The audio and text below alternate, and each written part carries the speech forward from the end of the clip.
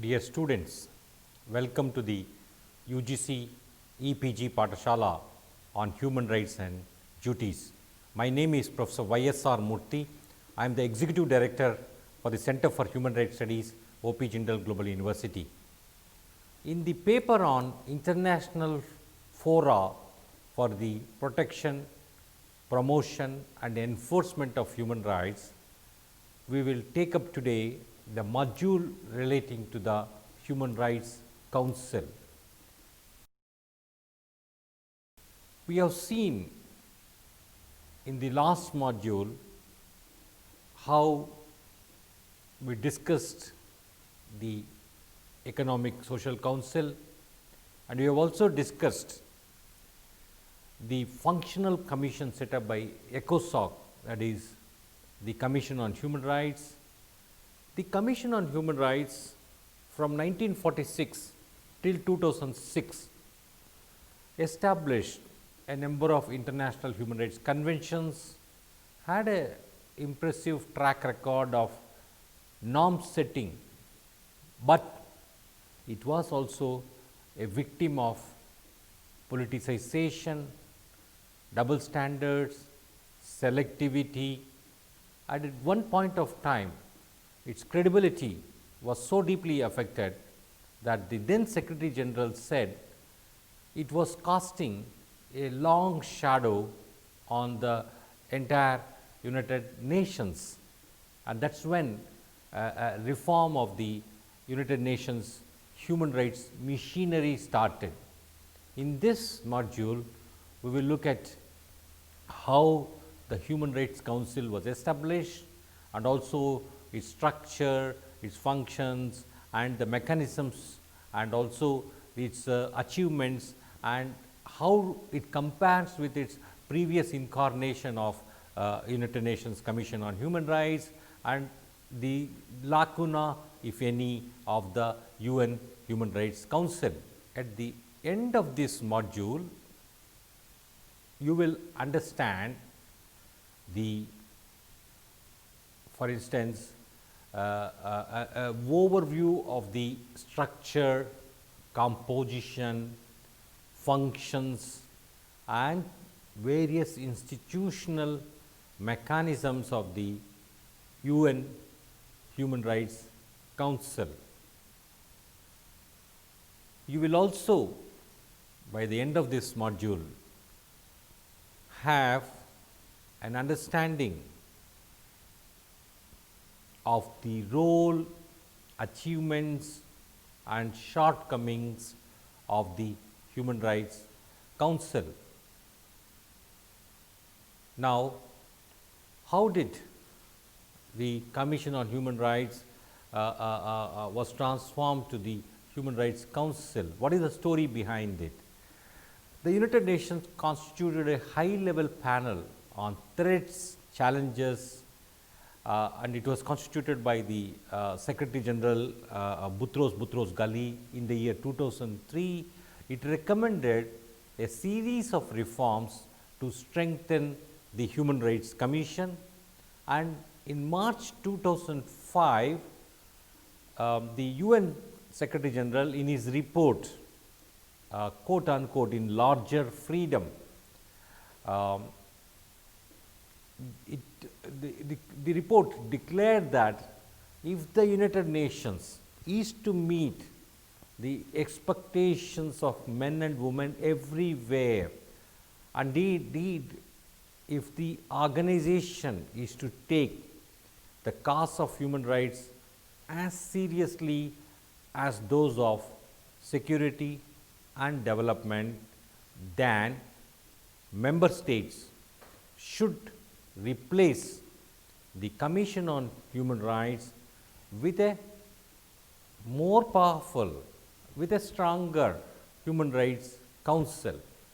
In fact, this matter was taken up at the 2005 World Summit, and at that summit, the fundamental importance of human rights as the third important pillar alongside peace and security, that human rights shall be the third important pillar.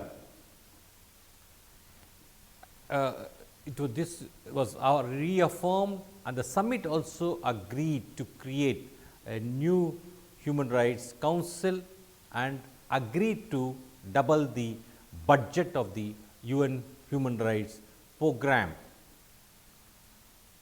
So, the Human Rights Council was created as a result of numerous discussions held at the 2005 World Summit. After months of very tough, protracted and difficult negotiations, the General Assembly adopted a resolution number 60/251 establishing the Human Rights Council.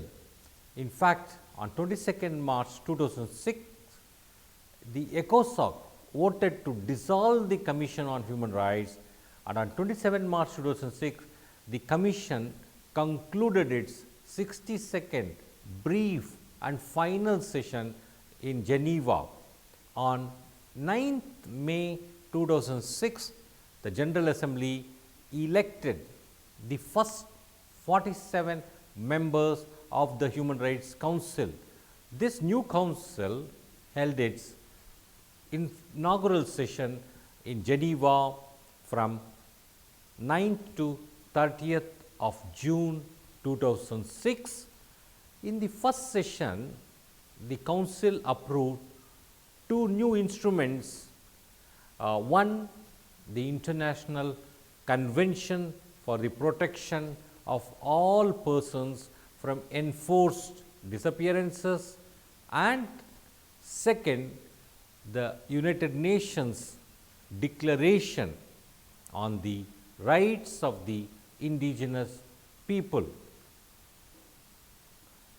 How are the sessions of this new body held?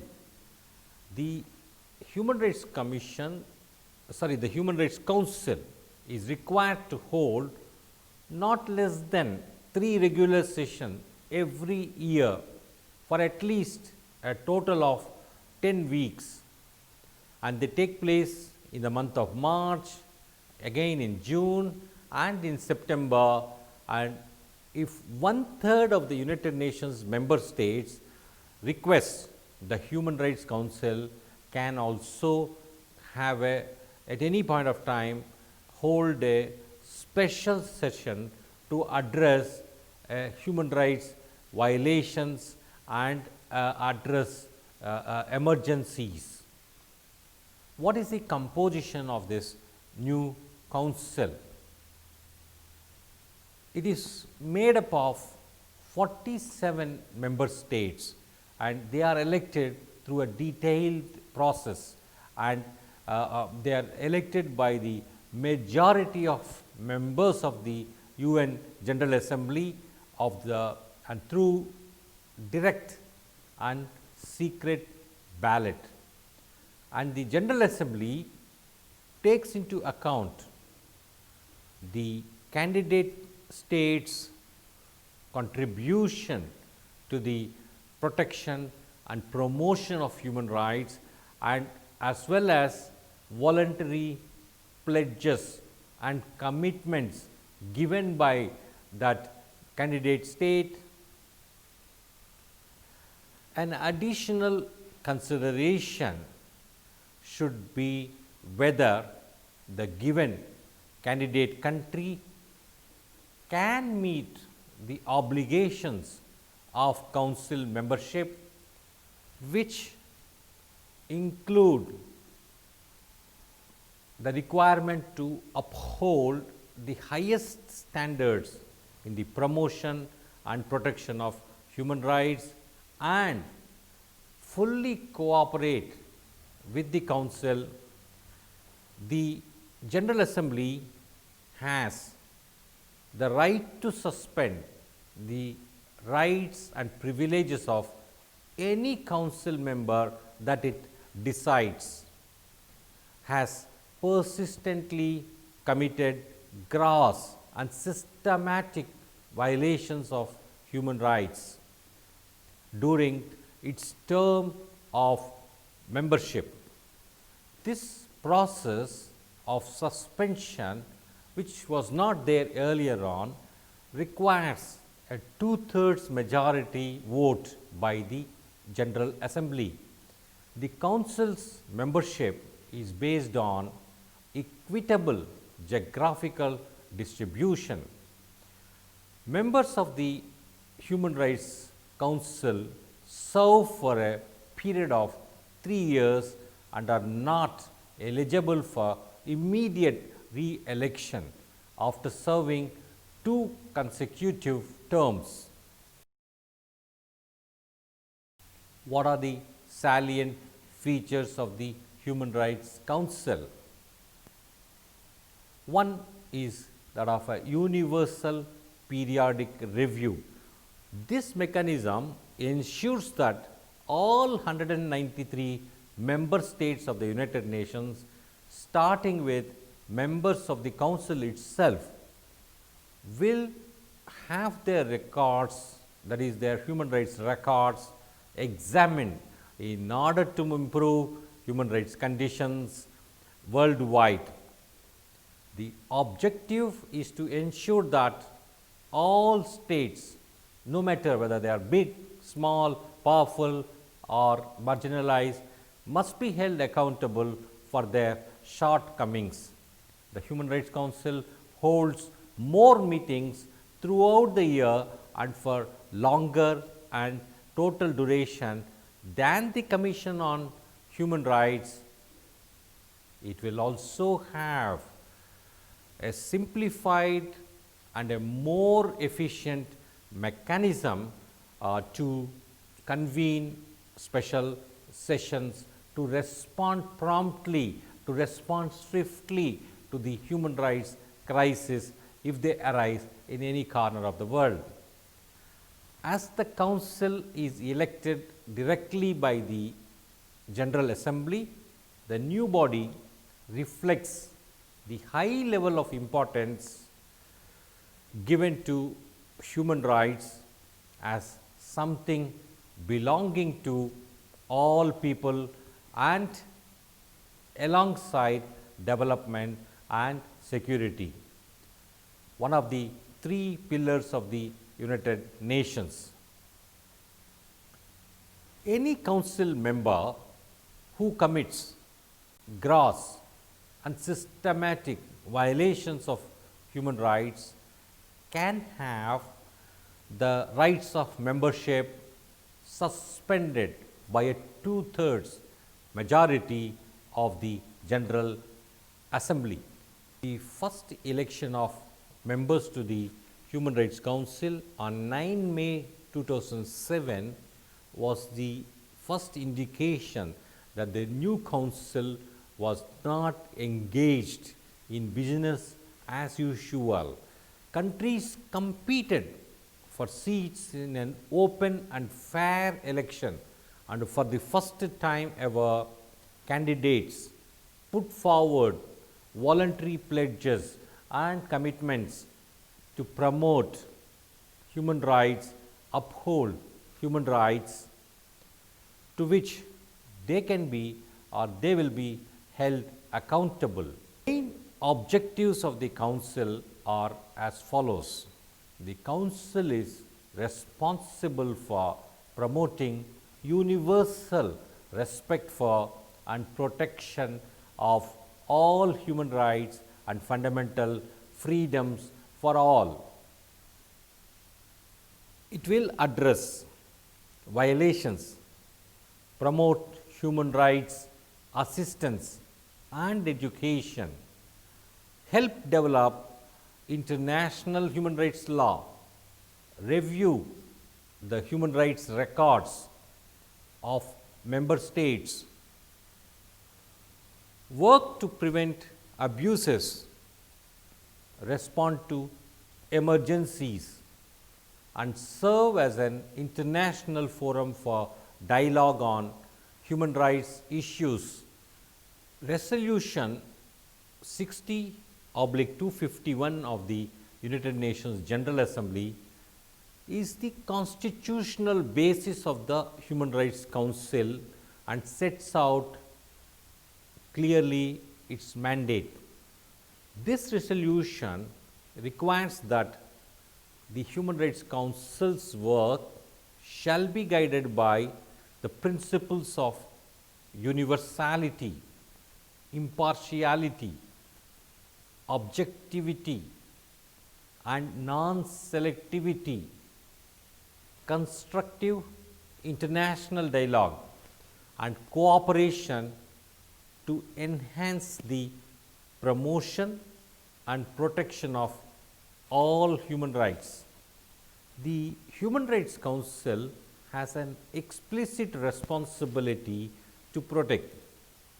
It is responsible for promoting universal respect for the protection of all human rights and fundamental freedoms for all, without distinction as to of any kind, and in a fair and equal manner.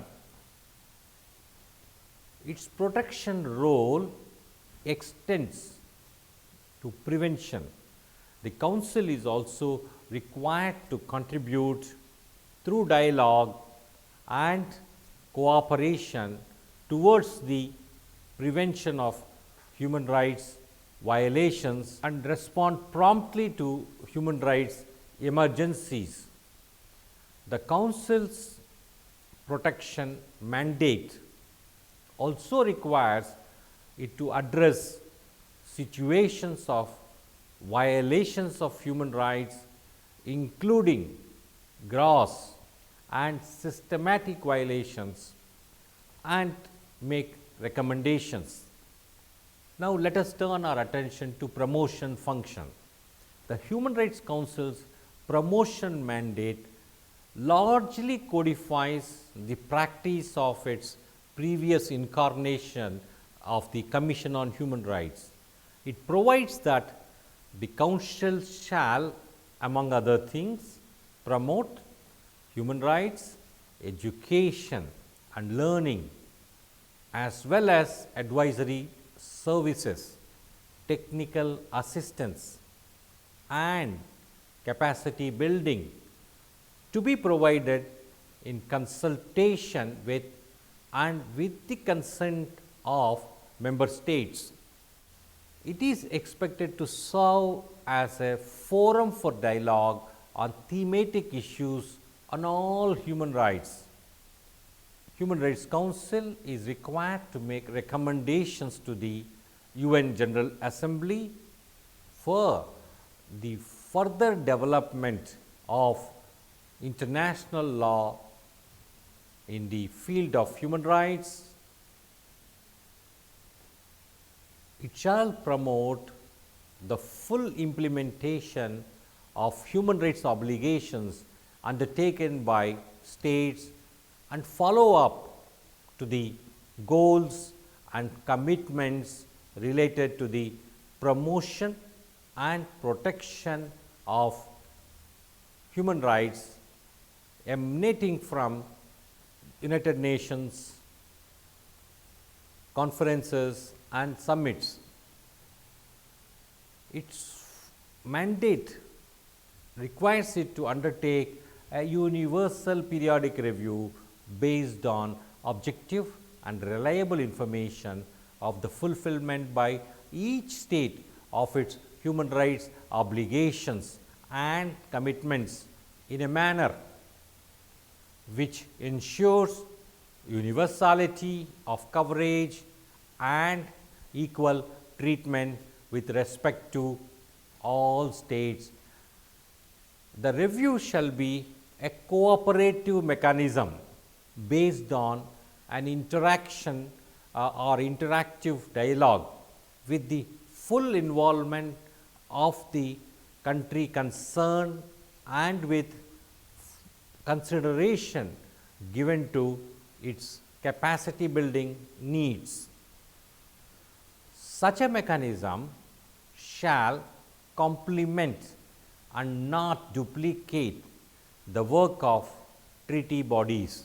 The Human Rights Council shall develop the modalities and necessary time allocation of the universal periodic review mechanism within the 1 year after holding of its first session, the Human Rights Council is required to assume the role and responsibilities of the Commission on Human Rights relating to the work of the Office of High Commissioner for Human Rights.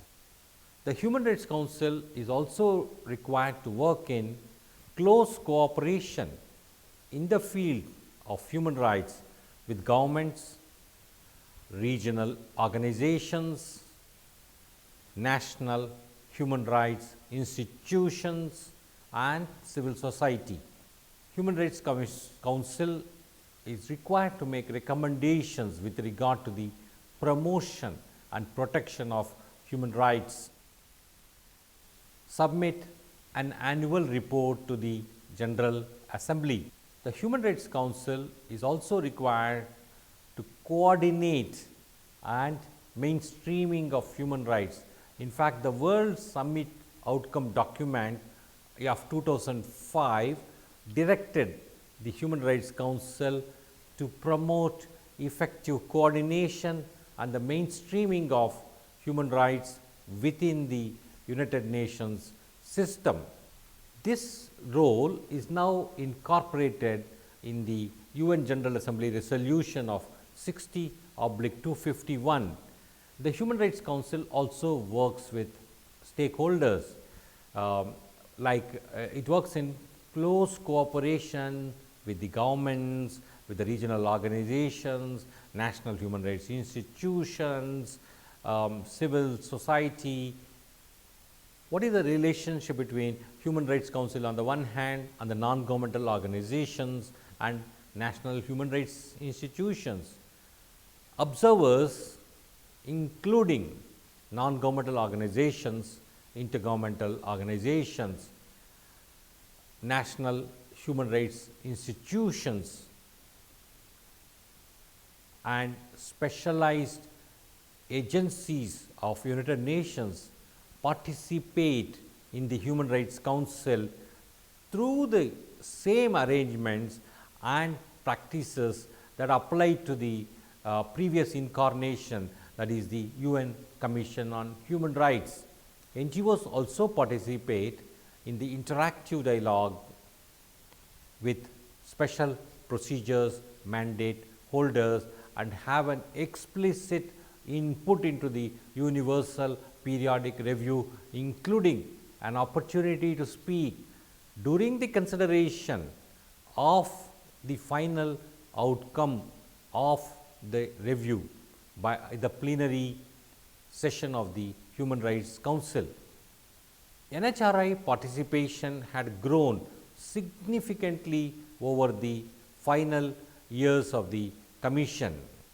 Universal periodic review mechanism, it is a unique process which involves a review of the human rights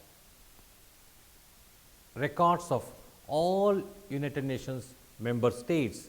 The UPR is a state-driven process under the Human Rights Council umbrella, which provides the opportunity for each state to declare what actions they have taken to improve the human rights situations in their respective countries and to fulfill their human rights obligations. As one of the main features of the Human Rights Council, the Universal Periodic Review is designed to ensure equal treatment for every country when their human rights situations are assessed. The periodicity of the first review cycle was of 4 years. The duration of the review was 3 hours in the working group. The state concerned, member states and observer states are given the opportunity to express their views on the outcome of the review process before the plenary takes action on it. In considering the outcome of a universal periodic review, the Council decides if and when any specific follow-up will be necessary. The UPR was created through the United Nations General Assembly on 15 March 2006 by Resolution 60/251, which established the Human Rights Council itself. It is a cooperative peer review process which by October 2011 had reviewed the human rights records of all UN member states. Currently, no other universal mechanism of this kind exists, and that alone explains the significance of this review process, and it is one of the key elements of the Human Rights Council, and it reminds states of their responsibility to fully respect and implement all human rights and fundamental freedoms. The ultimate aim of this mechanism is to improve the human rights situation in all countries and address human rights violations wherever they occur. The second cycle of the UPR went on from 2012 to 2016. India was reviewed in 2012 and it was in the second cycle, and it was recently reviewed in the third cycle as well. Just as the Commission on Human Rights had a subordinate body called Sub-Commission, the Human Rights Council also has a Human Rights Council Advisory Committee, and Human Rights Council in the UN General Assembly resolution or the Human Rights Council resolution 5/1, the Human Rights Council Advisory Committee has been established to function as a think tank of the Human Rights Council and work at its direction. The committee held its first meeting in August 2008. It meets twice a year for 1 week in the month of February, immediately before the March session of the Human Rights Council, and for 1 week in the month of August. The membership of the Human Rights Council Advisory Committee is of 18 independent experts from different professional backgrounds representing the various regions of the world,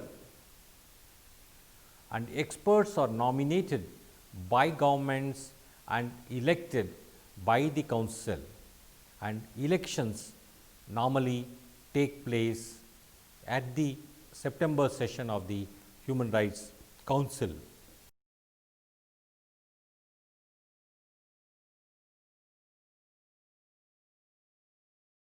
Members of this advisory committee serve for a period of 3 years and may be re-elected once.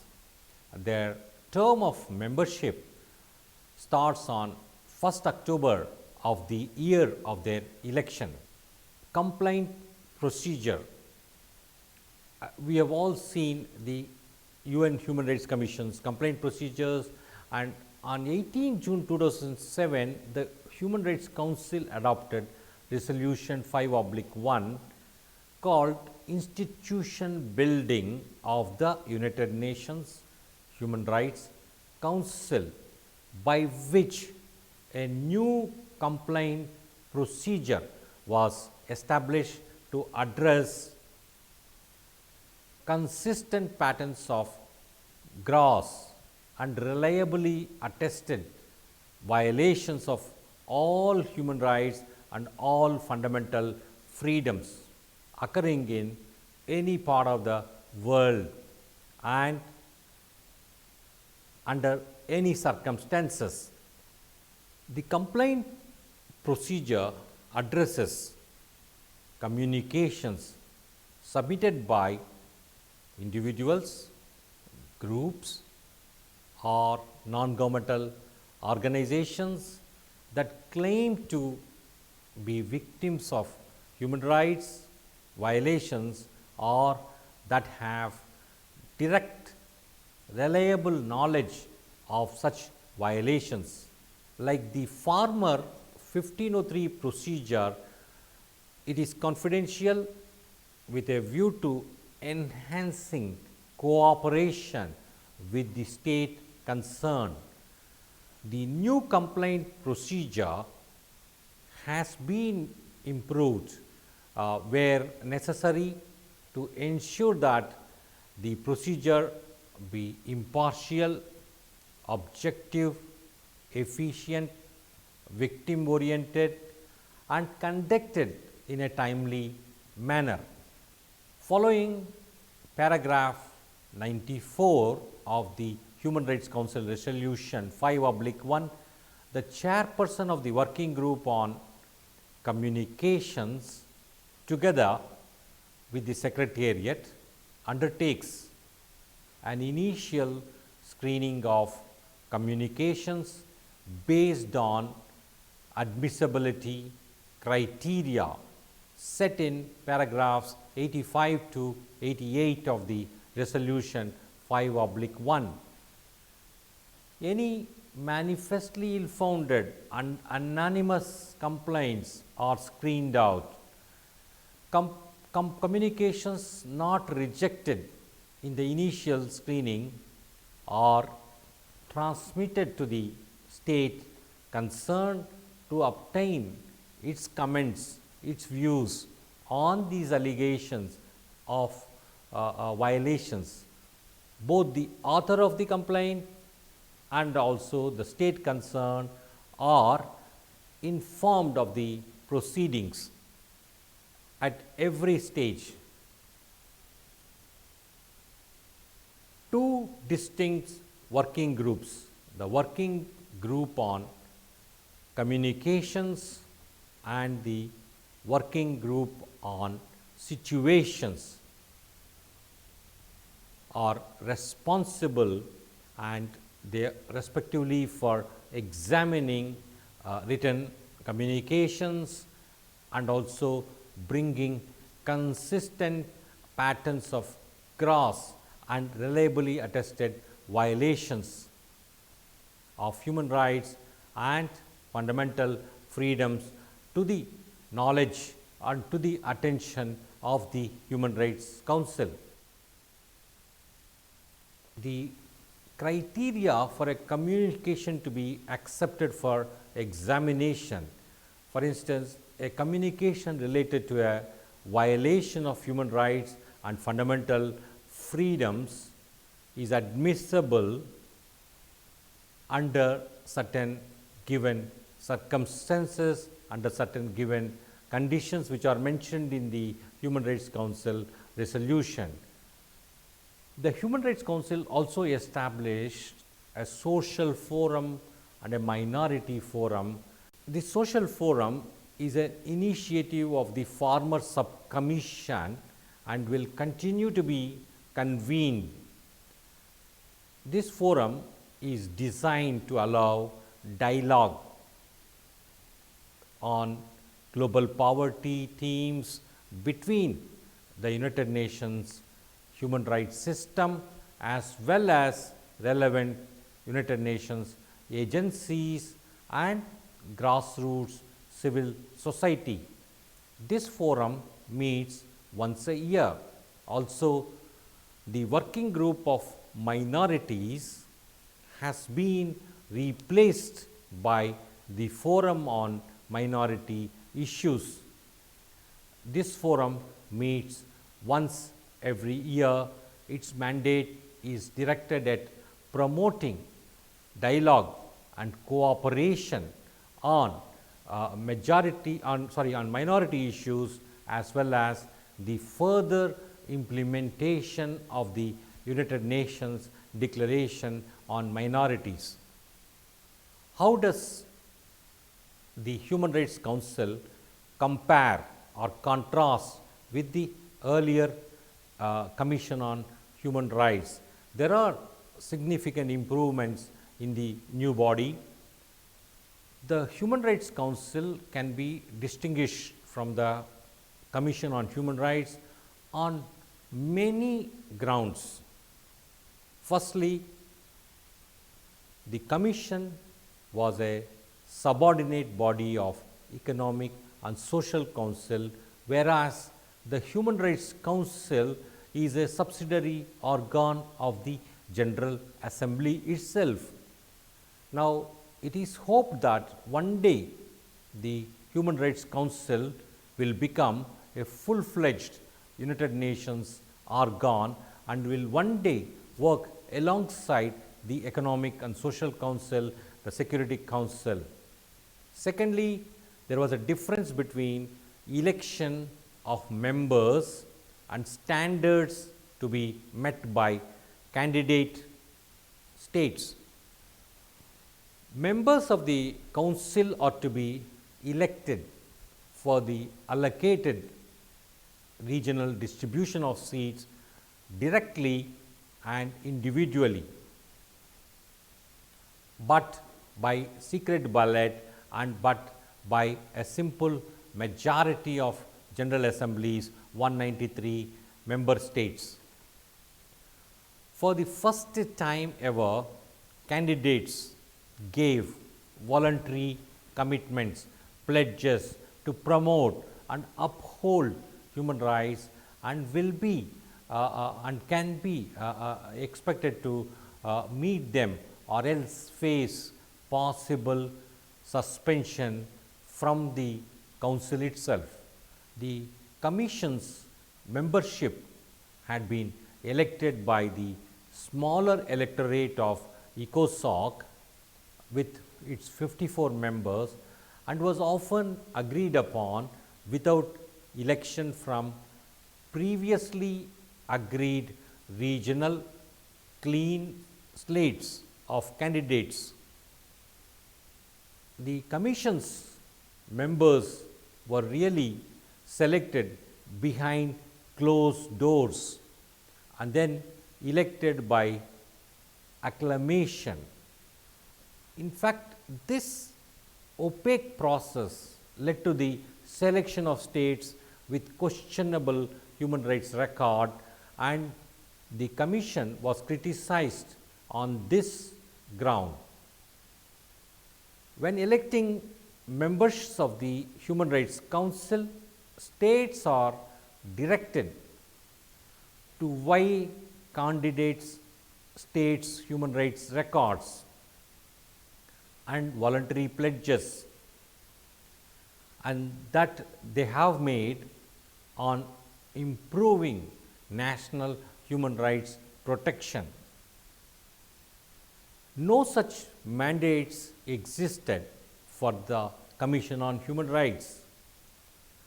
The resolution establishing the Human Rights Council also stresses the importance of ending double standards, a problem which plagued the past commission. Thus, the Human Rights Council will also have a new universal periodic review mechanism which will offer the Council and the world the opportunity to examine the human rights records of all member states of the United Nations. Unlike before, no country can evade, no country can escape scrutiny. This promises to be a very powerful tool for human rights advocates worldwide. Thirdly, no state can be elected for more than 2 terms without leaving the council. It was adopted to put an end of commission's earlier practice whereby the permanent 5 on the Security Council would be assured of a seat. The USA initially opposed this measure and did not stand in election in 2007 and 2008, thereby announcing an effective withdrawal from the Human Rights Council. However, the USA later on changed its position and got elected to the council. India has been re-elected to the Human Rights Council for the period 2015 to 2017. Fourthly, the council will meet throughout the year, whereas the commission had a restrictive, limited 6-week schedule, severely impaired its effectiveness and flexibility.